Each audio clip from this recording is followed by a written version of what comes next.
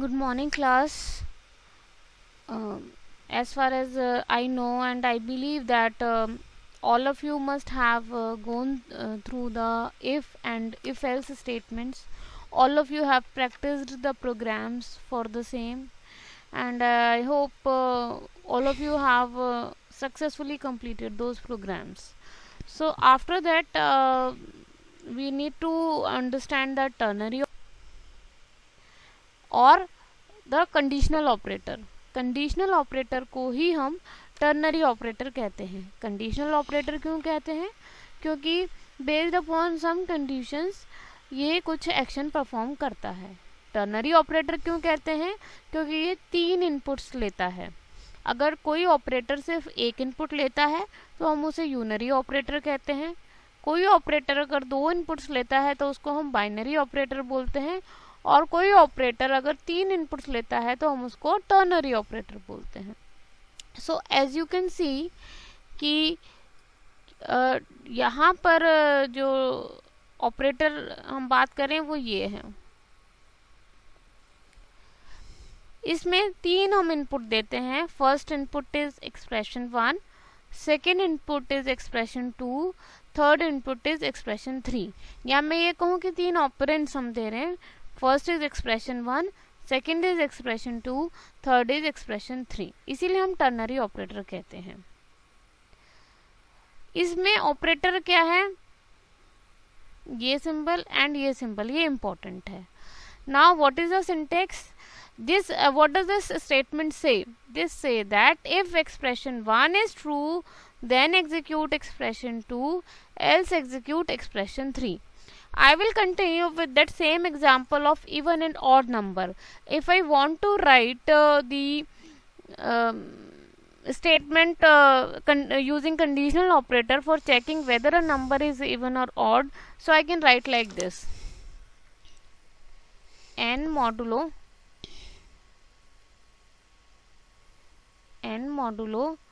if n modulo 2 equals 0, printf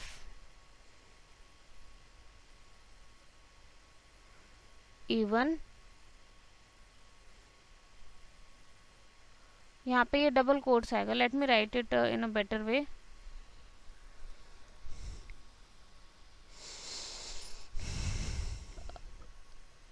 if n modulo 2 equals 0, sorry,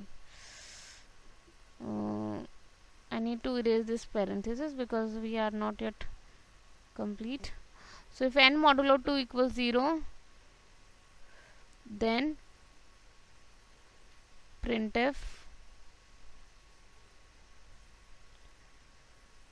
n is even, else printf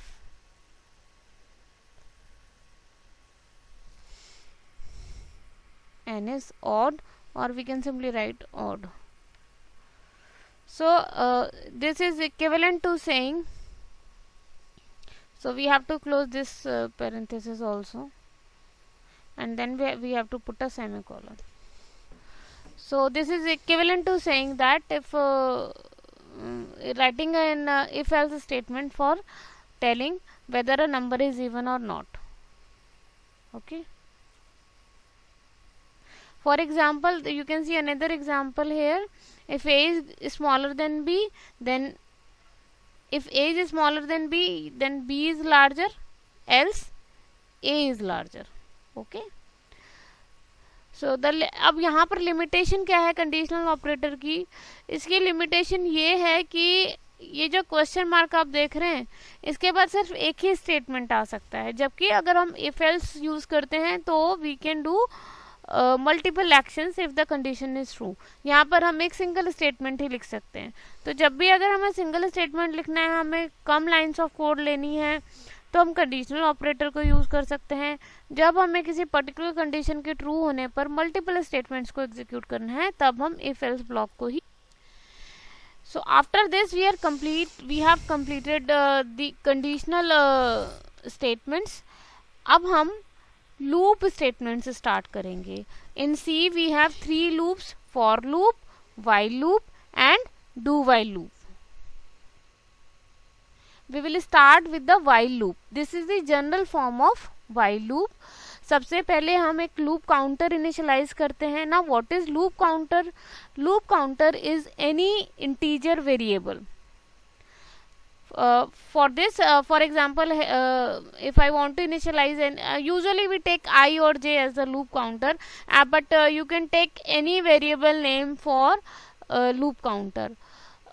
For initializing loop counter, I can write a statement like this: int I is equal to 0 or 1.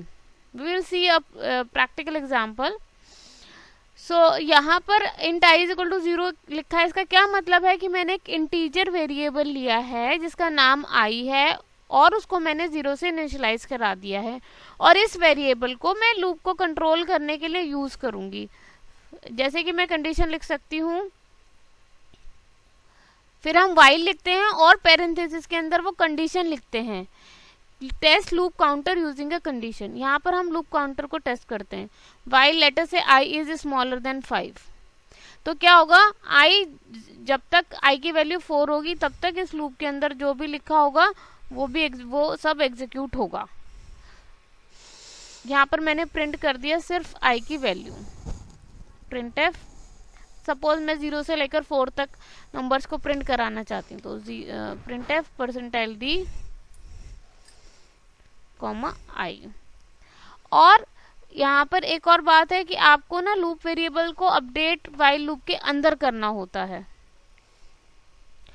क्योंकि जब तक आप update नहीं करोगे i की value तब तक तो फिर हमेशा ही i की जो वैल्यू है वो 5 से कम ही रहेगी. तो मैं क्या करूँगी, मैं लिख दूंगी i is equal to i plus 1. हर बार i की वैल्यू प्रिंट होगी और 1 से इंक्रीमेंट हो जाएगी. फॉर एग्जाम्पल, जब हमने इनिशियली i की वैल्यू 0 है तो एक कंडीशन चेक हुई, 0 इज स्मॉलर देन 5, 0 प्रिंट हो गया. उसके बाद यहाँ पे /t लगा देते हैं ताकि एक स्पेस के बाद नंबर्स प्रिंट हो. उसके बाद जब ये स्टेटमेंट आया i is equal to i plus 1, तो क्या हो गई, i की वैल्यू 1 हो गई. फिर से यहाँ पर जाकर कंडीशन चेक होगी. Now 1 is smaller then 5, condition is true, तो अब की बार 1 प्रिंट हो जाएगा. उसके बाद ये स्टेटमेंट आया तो 1 प्रिंट हो गया. फिर इस स्टेटमेंट पर आएंगे तो i की वैल्यू क्या हो जाएगी, अब 2 हो जाएगी. फिर से यहाँ पर जाके कंडीशन चेक होगी. Now 2 is also smaller than 5, सो क्या प्रिंट हो जाएगा, इस स्टेटमेंट पर आएंगे 2 प्रिंट हो जाएगा. उसके बाद compiler will come to this statement, i की वैल्यू 3 हो जाएगी, because i is equal to i plus 1 हमने किया हुआ है. i की वैल्यू 3 हो जाएगी. 3 is also smaller than 5, so the condition is true, 3 print हो जाएगा. फिर से यहाँ पर कंट्रोल आएगा, i की वैल्यू 4 हो जाएगी. फिर से यहाँ पर कंडीशन चेक होगी, 4 is smaller then 5, 4 is smaller then 5, so 4 print हो जाएगा. और फिर i की वैल्यू क्या हो जाएगी, 5 हो जाएगी, because of this increment statement. फिर से वापस कंडीशन चेक होगी. Now 5 is not smaller than 5, तो ये कंडीशन फॉल्स हो गई. Now this part will not be executed, the control will come out of the while loop, so only this much will be printed.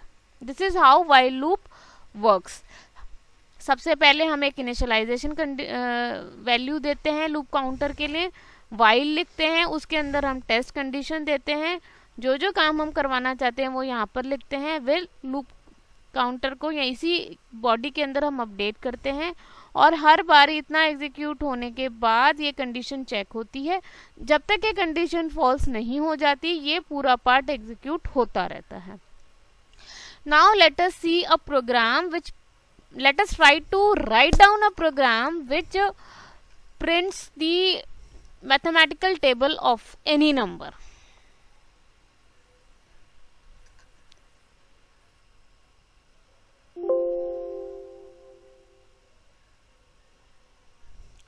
And we will write that program in Turbo C.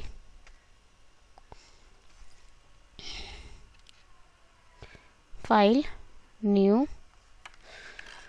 So to save some time, I have already written that program. I will just open that program and explain to you. First of all, we have included the header files stdio.h and conio.h. Why do we include these header files? ये header files हम क्यों include करते हैं? इनको हम इसलिए include करते हैं क्योंकि इनके अंदर कुछ ऐसे फंक्शंस डिफाइंड हैं जिन्हें हम अपने प्रोग्राम में यूज़ कर रहे हैं. इस प्रोग्राम में कौन कौन से फंक्शंस हैं जो इन हेडर फाइल्स में डिफाइंड हैं? printf और scanf, ये दो ऐसे फंक्शन हैं जो कि stdio.h में डिफाइंड है, और clrscr और getch ये दो फंक्शंस हमारे conio.h में डिफाइंड है. इसलिए हमें इन दोनों हेडर फाइल्स को अपने प्रोग्राम में इंक्लूड करना पड़ा, so that the compilers knows कि इन फंक्शंस के लिए उसको क्या एग्जीक्यूट करना है. फिर हमने मेन फंक्शन लिखा. मेन से पहले यहाँ पर हमने वॉइड लिखा है क्योंकि हम कुछ भी रिटर्न नहीं करा रहे. मैं यहाँ पर मेन से पहले इंड भी लिख सकती थी, लेकिन इन दैट केस मुझे यहाँ पर कुछ रिटर्न कराना होता, लेकिन मैं कुछ रिटर्न नहीं करा रही, इसलिए मैंने वॉइड लिख लिया.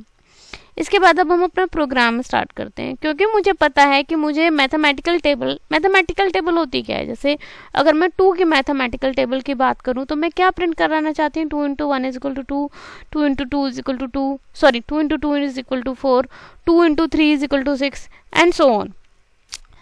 तो यहाँ पर मुझे दो चीज़ों की ज़रूरत है. एक तो n की ज़रूरत है, वो नंबर जिसकी मुझे टेबल प्रिंट करानी है, और एक मुझे काउंटर चाहिए होगा. अच्छा, अगर मेरे को बिना लूप के इसे प्रिंट कराना होगा तो मैं 10 टाइम्स printf स्टेटमेंट लिखूंगी. ठीक है, लेकिन हर बार मैं ऑपरेशन तो एक ही कर रही हूँ ना, हर बार मैं सिर्फ मल्टीप्लिकेशन ही तो कर रही हूँ. तो why to do write the multiplication operation 10 times, हम उसको एक ही बार लिखेंगे और कंपाइलर को बोलेंगे कि इसको 10 टाइम्स रिपीट कर दो. तो लूप यूज करने का ये फायदा है कि आपकी लाइंस ऑफ कोड कम हो जाती हैं and the program becomes more readable. ठीक है, तो अब यहाँ पर जैसे कि अभी हमने व्हाइल लूप पढ़ते हुए सीखा था कि पहले हम इनिशियलाइज करते हैं, तो हमने i को 1 से इनिशियलाइज कर दिया, क्योंकि मुझे पता है कि जिस काउंटर वेरिएबल की मुझे ज़रूरत है वो 1 से लेकर 10 तक वेरी होना है, इसलिए मैंने i को यहाँ पर 1 से इनिशियलाइज किया है. फिर उसके बाद, और क्योंकि मुझे पता है कि इसकी वैल्यू मुझे 10 तक ही ले जानी है, इसलिए मेरे को कंडीशन पता है कि i should be smaller than और इक्वल टू 10. तो मैंने लिखा while i is smaller then और इक्वल टू 10 printf, क्योंकि मैं इस तरीके से चाहती हूँ 2 × 1 = 2, मतलब n × i = n × i. This is what I want to get printed. इसलिए मैंने ऐसे लिखा परसेंटाइल. जब भी हमें किसी वेरिएबल को प्रिंट कराना होता है तो स्ट्रिंग के अंदर हम परसेंटाइल, और अगर हमारा इंटीजर वेरिएबल है तो स्ट्रिंग के अंदर परसेंटाइल d लिखा है. और उसके बाद जहाँ जहाँ मैंने परसेंटाइल d लिखा था उसके जिस ऑर्डर में जिन वेरिएबल्स को मुझे प्रिंट कराना है उनके नाम मैंने लिखे हैं. फॉर एग्जाम्पल, मैंने यहाँ printf स्टेटमेंट में लिखा percentile d × percentile d × percentile d, और सबसे पहले मैं चाहती हूँ n प्रिंट हो, फिर i प्रिंट हो, और फिर n × i प्रिंट हो, तभी तो आएगा ना 2 × 1 = 2, 2 × 2 = 4. ठीक है, ये हमारा मैसेज प्रिंट कर देगा. उसके बाद i++ करेंगे तो i की वैल्यू 1 से इंक्रीमेंट हो जाएगी. अगर मैं i++ लिख रही हूँ, this is equivalent to writing i = i+1. इस स्टेटमेंट का मतलब है i की वैल्यू को 1 से इंक्रीमेंट कर दूँ. गेट्स हियर जस्ट बिकॉज कि मैं चाहती हूँ कि एक ही बार में मुझे आउटपुट दिख जाए स्क्रीन पर. Let us run the program. Okay, I want to print the table of number 9. So what happened here is it has taken some garbage value. Okay, let me just see what was the problem. One more thing I want to, okay, let us run the program again.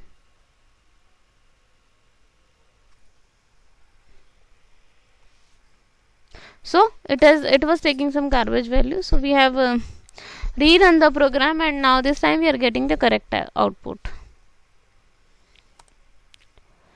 I have written /n over here so that every time when the loop is executed, this message is printed on a new line. Let us go back to the presentation now. There are some more points about the while loop to note about the while loop. First important point is while loop is an entry control loop. क्यों बोलते हैं entry control loop? Because loop की body execute होने से पहले condition check होती है. अगर कंडीशन ट्रू होगी तभी लूप की बॉडी एग्जीक्यूट होगी.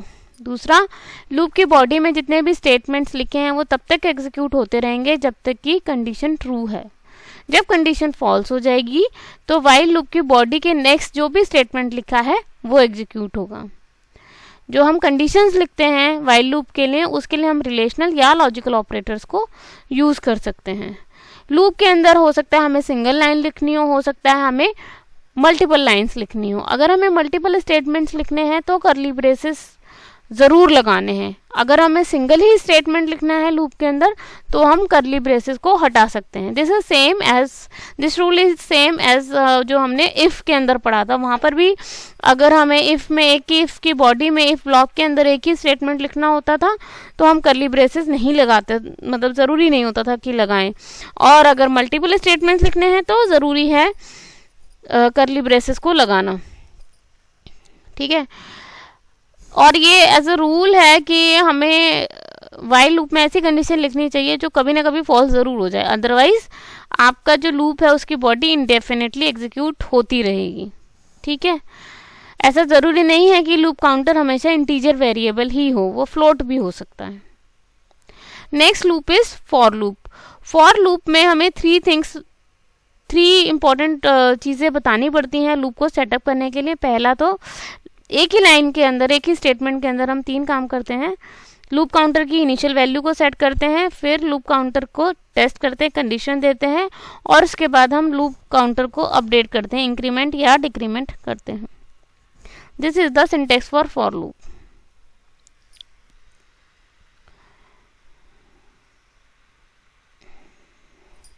ये हमने इनिशियलाइज काउंटर किया, टेस्ट काउंटर, यहाँ पर कंडीशन बताएंगे, यहाँ पर काउंटर को इंक्रीमेंट या डिक्रीमेंट जो भी करना है वो करेंगे।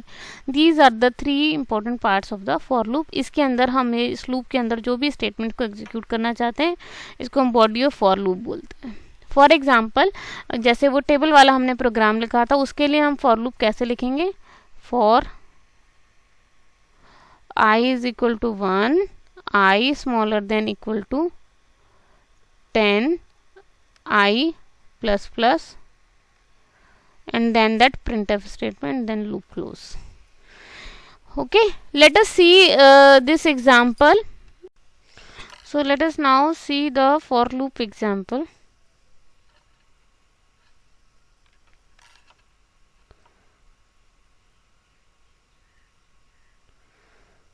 So I have already made that program, saved it. Let us so this is okay, this is while loop. Okay, we want to do it using for. So for that we will just need to make some changes. For first thing is we don't need to initialize I over here because we will be initializing it within the for statement. So I is equal to 1, condition I is smaller than equal to 10, and increment I plus plus, because we want to, and because we have incremented it over here, so we do not need an increment operation over here. So it will give us the same output as the while loop.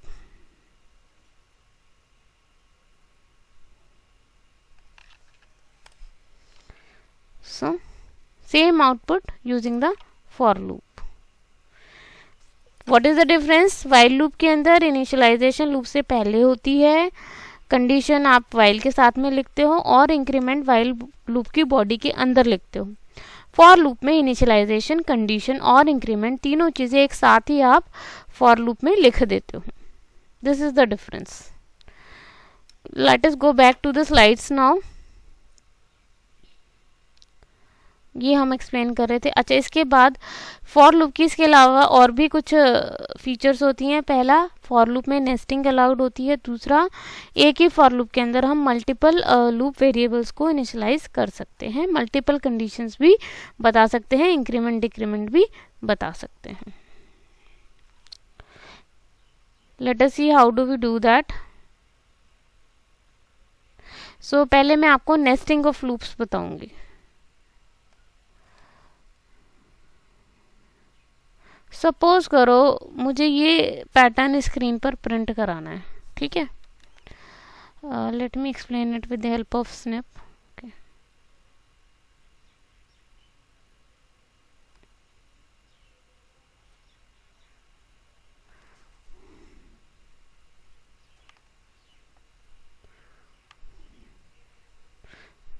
This is the pattern. ये यहाँ पर ये वाला जो part है ये कुछ नहीं है। Let me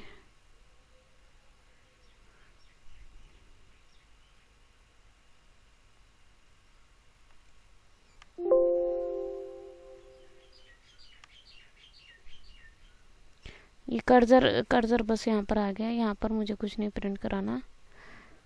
I don't want this table to be printed. I have written, I just want some pattern like this.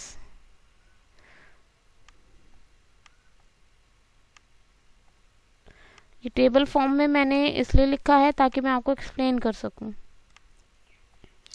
इस तरीके से मैं चाहती हूँ कि पैटर्न प्रिंट हो। सो यू सी कि ये एक मैट्रिक्स फॉर्म भी हम इसको कह सकते हैं, है ना। ये आई है, मतलब sorry, I represents a particular row and J represents a particular column। ठीक है, अब आप यहाँ पर ध्यान से देखें कि जब I की वैल्यू 1 है, ठीक है, तो ये एक ही बार प्रिंट हो रहा है। जब I की वैल्यू 2 है तो ये 2 बार प्रिंट हो रहा है। जब I की वैल्यू 3 है तो ये 3 बार प्रिंट हो रहा है। ठीक है, काम एक ही हो रहा है, प्रिंटिंग। यहाँ पर 1 बार हो रहा है, यहाँ 2 बार, यहाँ 3 बार, यहाँ 4 बार, यहाँ 5 बार और यहाँ पर 6 बार। So depending upon the value of i, j की वैल्यू वेरी करेगी। जे की वैल्यू जहाँ से जहाँ तक जाएगी उतनी बार 1 प्रिंट होगा। ठीक है, तो अगर मैं इसको ऐसे लिखूँ, for i is equal to 0, i, क्योंकि मुझे यहाँ पर मैंने कितनी ये देखो, इसको ऐसे समझो। Let me clear everything on the screen.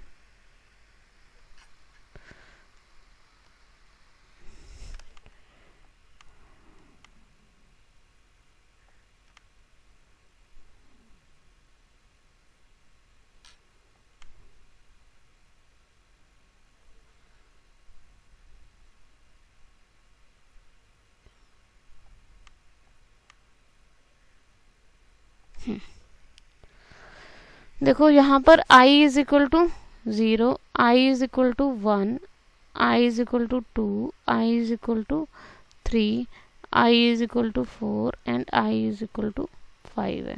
ठीक है, जब i की वैल्यू 0 है तो j सिर्फ j की वैल्यू 0 के लिए बस 1 प्रिंट हुआ। ठीक है, जब i की वैल्यू 1 है तो j इज इक्वल टू 0 के लिए और j इज इक्वल टू 1 के लिए 1 प्रिंट हुआ, 2 बार ही प्रिंट हो गया।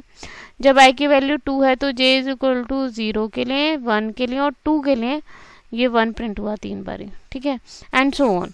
सो we want to write a program for this.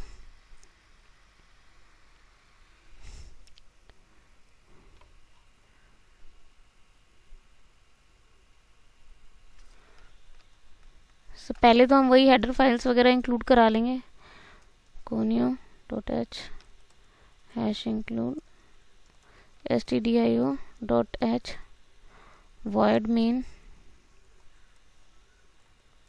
क्योंकि मेरे को 2 नेस्टेड लूप चलाने हैं, 2 लूप वेरिएबल्स की ज़रूरत है, तो मैं 2 वेरिएबल्स को डिक्लेयर कर दूंगी, आई और जे। ये ज़रूरी नहीं है कि आप हमेशा आई और जे ही नेम्स लें वेरिएबल के, डिपेंड, आपकी अपनी मर्जी है, आप कोई भी वेरिएबल नेम ले सकते हैं।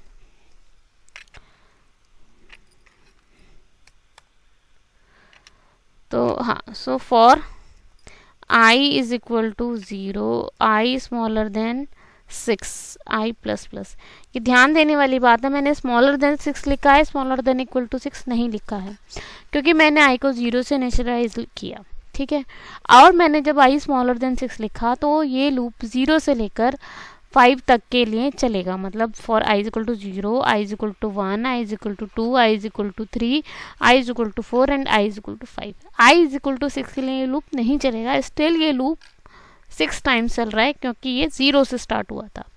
अगर सेम टास्क में i इज इक्वल टू 1 से इनिशियलाइज करती है और यहाँ पर लिखती है i smaller than equal to 6, तो भी लूप 6 टाइम्स चलता। ये बात बहुत समझने वाली है, क्योंकि कई बार हम ये जो कंडीशन लगाते हैं ना, स्मॉलर देन और स्मॉलर देन इक्वल टू, इसमें हम यूजुअली स्टूडेंट्स इसमें मिस्टेक करते हैं।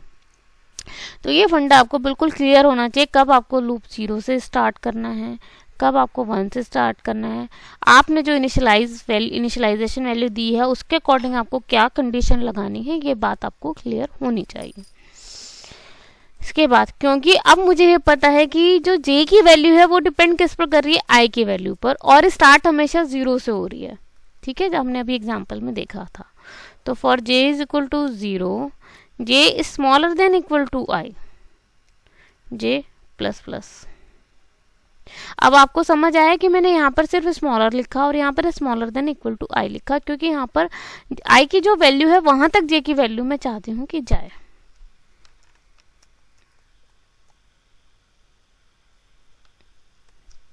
ये स्लैश टी मैंने इसलिए लगा दिया ताकि थोड़ी सी स्पेस पर हमारे कैरेक्टर्स प्रिंट हो, और हर बार जब रो चेंज हो रही है तो मैं चाहती हूँ कि नेक्स्ट लाइन से अगला आपका रो प्रिंट हो, तो उसके लिए मैं यहाँ पर एक स्लैश एन, प्रिंट एफ के अंदर एक स्लैश एन डाल दूंगी।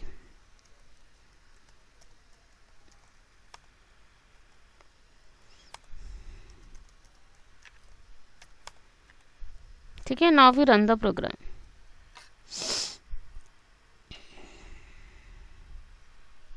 अच्छा, इसी प्रोग्राम में अगर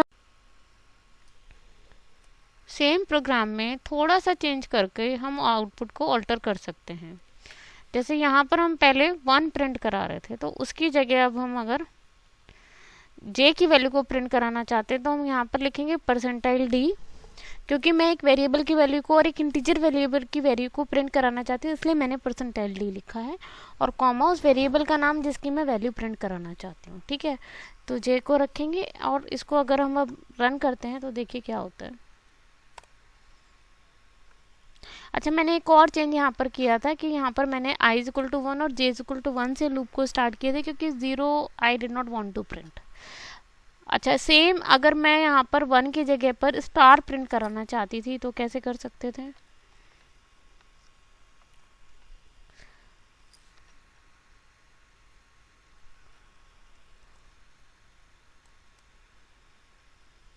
Okay, so like this we can print different patterns using different types of initializations and conditions in nested for loops. दूसरा नेस्टेड फॉर लूप्स हमारा कहाँ पर यूज होता है? मैट्रिक्स मल्टीप्लिकेशन या मैट्रिक्स ऑपरेशंस, जितने भी एडिशन है, सब्ट्रैक्शन है, मल्टीप्लिकेशन है, सब में फॉर लूप यूज होता है, लेकिन वो मैं अभी नहीं करूँगी क्योंकि अभी हमने एरेज नहीं पढ़ा है। जब हम एरेज पढ़ लेंगे तब मैं आपको मैट्रिक्स मल्टीप्लिकेशन का प्रोग्राम बनाऊंगी। एक फॉर लूप की बहुत अच्छी यूटिलिटी है एरेज पर, जब भी हम प्रोसेसिंग करते हैं तो वहाँ पर हम फॉर लूप यूज़ करते हैं। अब मैं आपको कुछ और क्वेश्चंस यहाँ पर असाइनमेंट में देने जा रही हूँ जो कि आपको यूजिंग नेस्टेड फॉर लूप्स करने हैं। एक तो ये तो मैंने करा ही दिया, इसकी जगह स्टार प्रिंट करना हो वो भी करा दिया, 1 1 2 1 2 3 1 2 3 4 1 2 3 4 5 6, ये इस तरीके से प्रिंट कराना हो वो भी करा दिया है। I don't want this table to appear on the screen, ये मैंने टेबुलर फॉर्म में इसलिए लिखा है ताकि आपको ये अंडरस्टैंड करने में थोड़ा ईजी रहे कि आपको एग्जैक्टली क्या प्रिंट कराना है। एक pattern, this is question number 2, एक पैटर्न आपको ये प्रिंट कराना है। दिस इज क्वेश्चन नंबर 3, एक पैटर्न आपको ये प्रिंट कराना है। This one we have already done, ये मैंने आपको बता दिया है इसका आंसर। एक जो सबसे डिफिकल्ट क्वेश्चन है ये वाला है, डिफिकल्ट नहीं कहूँगी, थोड़ा सा ट्रिकी है, आपको ये वाला पैटर्न प्रिंट कराना है। इसके अलावा ये सारे प्रोग्राम्स आपके नेस्टेड फॉर लूप से होंगे। इसके अलावा ये 2 प्रोग्राम्स हैं, एक है program to print Fibonacci series and program to print factorial of a number.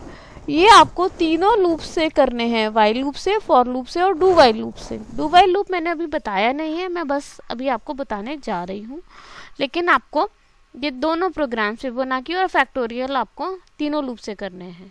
Fibonacci series हो सकता है सारे बच्चों को ना पता हो कि क्या होती है, मैं यहाँ बता देती हूँ। फिबोनाची सीरीज एक न्यूमेरिकल सीरीज है जिसमें कि third term is the sum of first 2 terms. For example, first 2 terms हमेशा 1 1 होती हैं, उसके बाद third term is the sum of first 2 terms. ये देखो, 2 is the sum of 1 and 1, 3 is the sum of 1 and 2, 5 is the sum of 3 and 2, 8 is the sum of 3 and 5 and so on. Factorial I hope सारे बच्चों को आता है, सब लोग maths पढ़ रहे हैं, सबको आता है कि फैक्टोरियल क्या होता है, बस आपको उसके लिए प्रोग्राम लिखना है।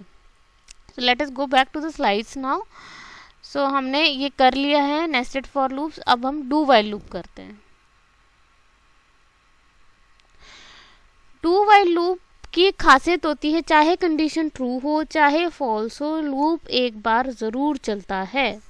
ये एक एग्जिट कंट्रोल लूप होता है। जब हमें नहीं पता है कि एग्जिट कंडीशन क्या है, नंबर ऑफ जब हमें पहले से नहीं पता है कि कितनी नंबर ऑफ इटरेशंस के लिए हमें लूप को चलाना है, तब हम डू वाइल लूप को प्रेफर करते हैं। यूजुअली जब हमें मैन्युअल ड्रिवन प्रोग्राम बनाना है जिसमें हम यूज़र से पूछते हैं, जैसे whether do you want to continue, user अगर यस करेगा तो हम फिर से लूप चलाएंगे, यूज़र अगर नो करेगा तो हम आगे लूप नहीं चलाएंगे। ऐसी जगह पर हम यूजुअली डू वाइल लूप को यूज़ करते हैं।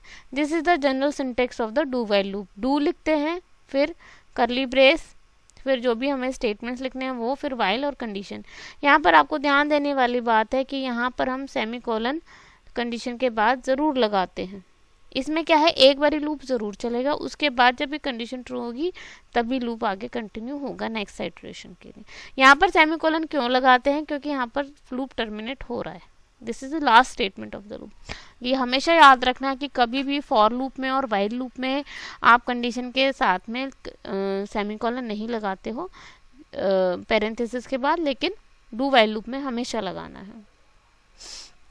This is a basic comparison between while loop, do while loop and for loop. अब हमने तीनों लूप्स पढ़ लिए, हमें पता है कि सब में यही पर्पस, मेन पर्पस तो तीनों लूप्स में यही है कि कोई काम, एक ही काम अगर हमें मल्टीपल टाइम्स करना है तो उसको लूप के ज़रिए हम कर लें, ताकि हमारी लाइंस ऑफ कोड कम हो जाए, प्रोग्राम की रीडेबिलिटी बढ़ जाए।